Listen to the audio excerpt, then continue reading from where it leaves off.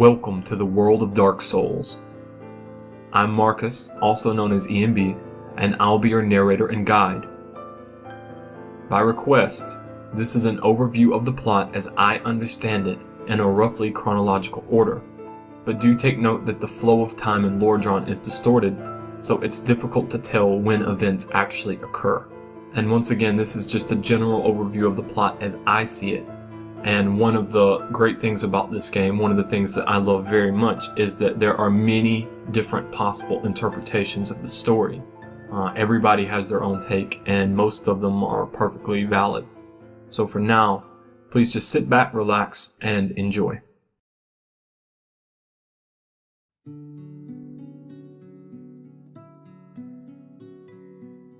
In the beginning, the world was a cold, barren, and dark place. It was inhabited by the everlasting dragons and covered in giant stone arch trees. The dragons were eternal by virtue of their scales of immortality. They also possessed a powerful artifact known as the primordial crystal, which has the power to preserve life. This is interesting, for some people that live in the world of Dark Souls believe that the dragons were not actually alive at all. Life is seen as a weakness that they did not possess. The dragons were an element of nature which transcended both life and death. The arch trees, too, were quite resilient. The demon Great Hammer, wielded by the Asylum Demon, was created from an arch tree.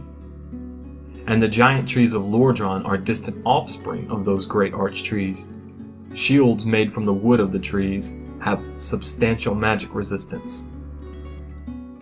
It is also implied that the primordial serpents Frampt and Kath were alive in these days. The word primordial implies that they existed from the beginning, or that they gave rise to another life form. I take it to mean that they were alive before the birth of fire.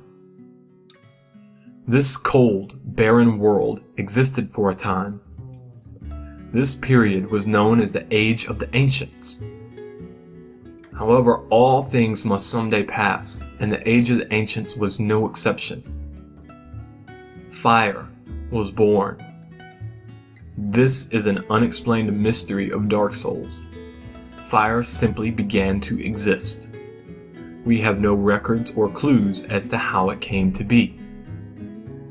Within the flame were 4 great souls, the Lord Souls. These powerful artifacts are the main source of conflict in the game. One was claimed by Nito, the first of the dead. Nito is a giant skeleton covered in a cape-like aura of darkness and bones. His title, the First of the Dead, can be interpreted in a couple of different ways. One common idea is that he was literally the first being to die. I interpret it another way. I think he is first amongst the dead, the chief of the dead. He is responsible for administering the death of all things. His Gravelord servants gather the eyes of death and offer them in tribute, and are rewarded with his miracles. Nito fought the ancient dragons by unleashing a powerful miasma, a poisonous cloud of death.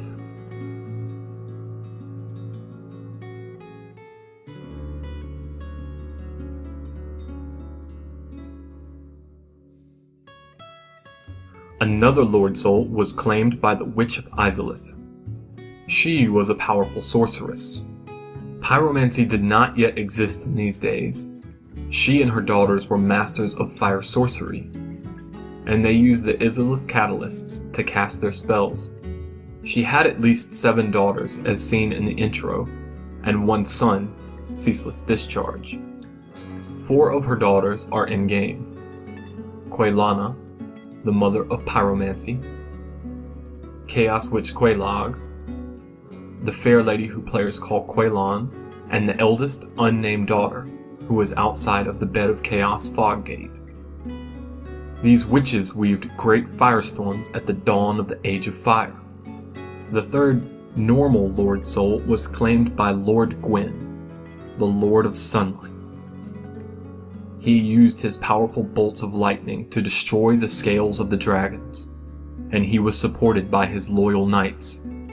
At the dawn of the Age of Fire, his knights were all silver. The Black Knights will come later in our tale. He also had 4 special knights, each with a special ring. Dragon Slayer Ornstein, whose symbol was the lion, was well known for his ability to slay flying dragons. Hawkeye Goff, whose symbol was obviously the hawk, was also able to bring down dragons with his bow. Lord Gwyn's remaining ranked knights were Lord Blade Kieran, whose symbol was the hornet, and Artorias, symbolized by the wolf. Kieran was a dagger user, and Artorias was unmatched with a greatsword. The knights don't seem to be normal humans. According to the Design Works interview, the theme of Anor Londo is the gods, so it seems likely that they may be lesser deities of sorts. They display considerable longevity, which makes it difficult to place other important followers of Gwyn in the timeline.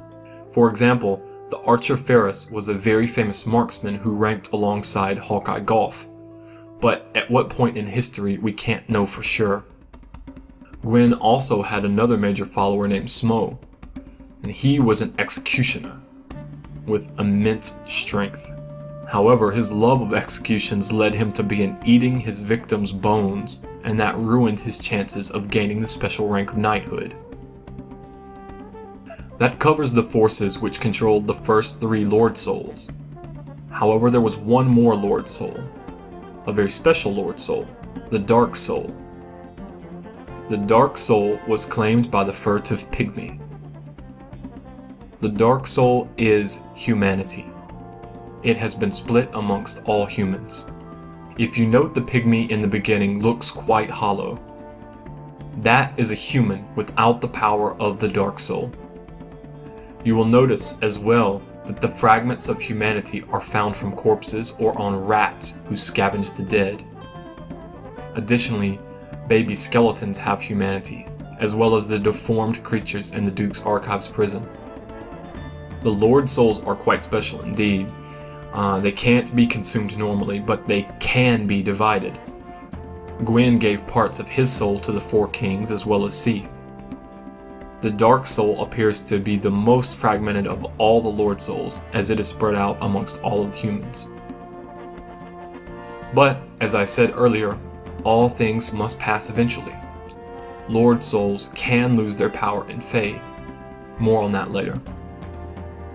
For now, most of the dragons were vanquished by the might of the owners of the Lord Souls, and the Age of Ancients is coming to a close as the Age of Fire begins. There are still some remnants of the Age of the Ancients, however.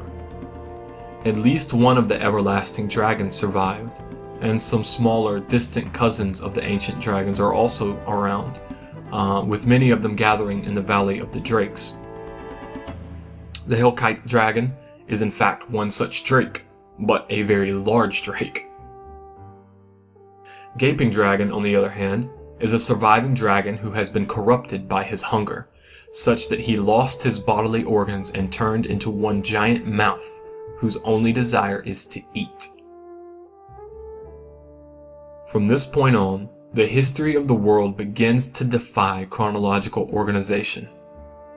For a time, things seem to have been fairly peaceful and civilization flourished. The realms of Izalith and Anor Londo were created, and presumably many human lands came to be. Possibly Astora, Baldur, Berenique, Karim, Katarina, definitely New Londo, maybe Ulasil, Thorland, Vinheim, and Zenna. Life also may have flourished within the Great Swamp at this time. In Anor Londo, Gwyn and his family prospered. His firstborn son was a god of war, and his daughter, Guinevere, was revered as a goddess of fertility.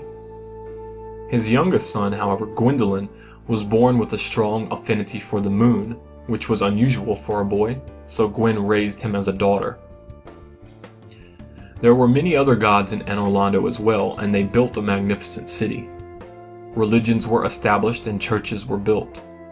Gwen's uncle, Allfather Lloyd, was the head of the Way of White, the religion of Thurland. Meanwhile, the rogue goddess Velka seems to have been associated closely with Kareem. One of Gwen's battlefield companions, Havel the Rock, was a bishop, although we don't know for sure which church he belonged to. Presumably it was the Way of White, but we don't have any direct evidence. Gwen's dragon ally, Seath, was promoted to the rank of Duke, and conducted research on the scales of immortality in his archives. But not everything was perfect. There were conflicts during this time. There was a plot against the gods, in fact. The followers of the occult sought to steal the power of Gravelord Nito in an attempt to overthrow the gods. The plot may run even deeper than many realize, as an occult club can even be found in Anor Londo, in the secret stash of Bishop Havel the Rock, no less. However, the plot to overthrow the gods failed, and the dangerous Dark Ember was sealed away, along with other artifacts harmful to the gods. They were placed within a world painted by Aramis, which was hung within the great cathedral of Anor Londo. The Order of Painting Guardians was established to protect the world from those who would seek its contents. The only key to enter the world was a peculiar doll. The gods of Anor Londo survived the plot, and everything was fine. But then something bad happened. The flames began to fade. The power of the Lord Souls began to wane. This event took place 1,000 years before the start of the game, and it set off panic in Izalith and Anor Londo.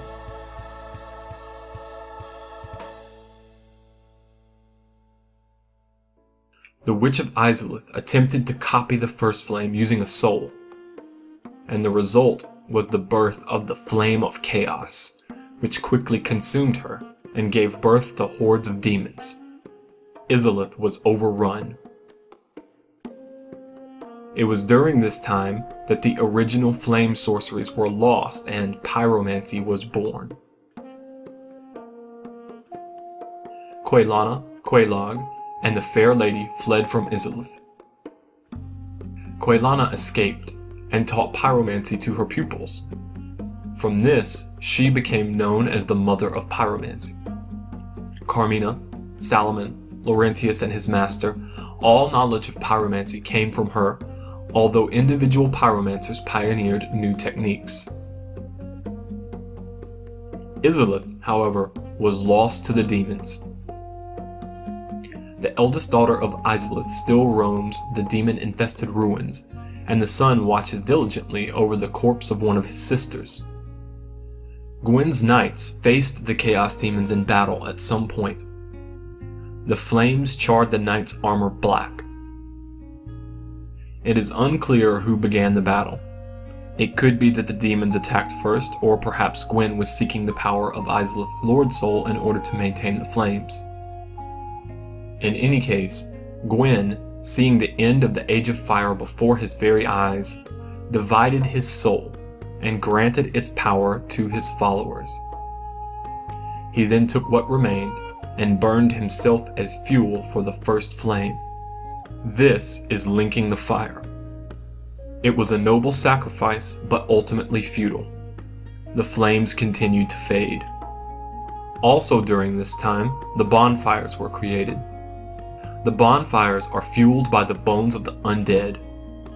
They can be reinforced using the rite of kindling, which is sought by the Church of Thurland. To kindle the fire, a fragment of the Dark Soul is required. Humanity is sacrificed to maintain the flames. Also in this era, Gwen's firstborn son, the heir to the sunlight, made some sort of mistake that led to the loss of the annals. He was stripped of his deific status and departed Anor Londo. He left his miracle on his father's coffin. And also note that Gwen's coffin in Anor Londo does not contain his body. It seems to be merely decorative. For those who believe that Solaire is the firstborn son of Gwen, note the possibility that the body at the Dark Moon Tomb's bonfire could be his, and that he was made undead through death, and spawned at a bonfire elsewhere, perhaps Astora, but that's speculation. In any case, the flames continued to fade, and the gods abandoned Anor Londo, except for Gwendolyn, who created the illusion of sunlight within the city, as well as the illusion of his sister.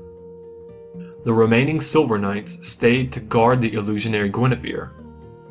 Ornstein and Smo also remained.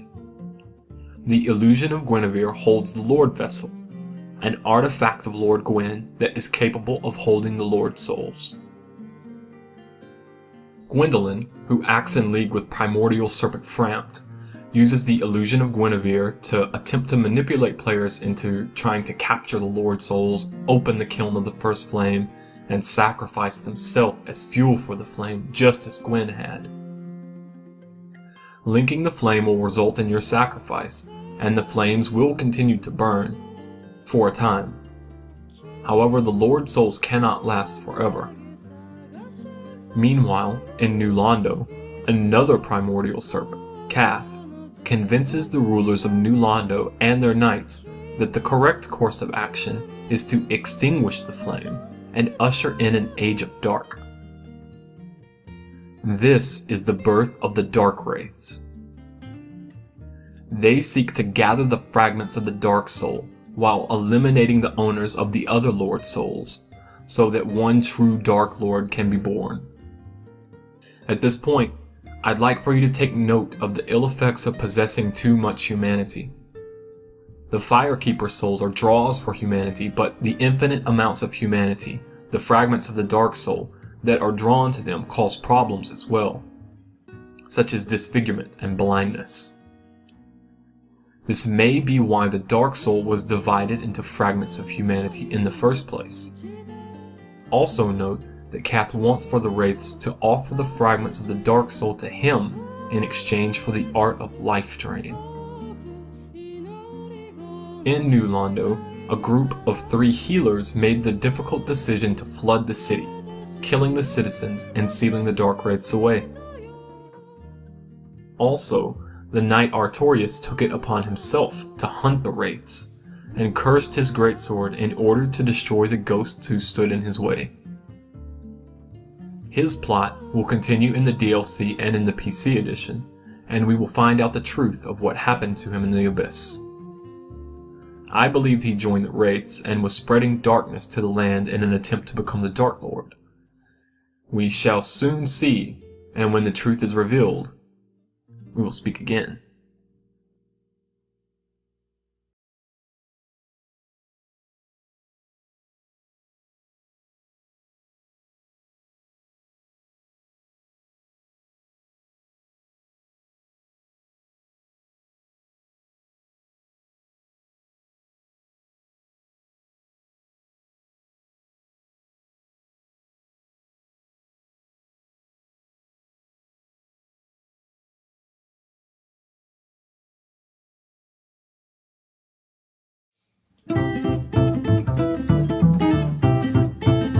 Luigi です。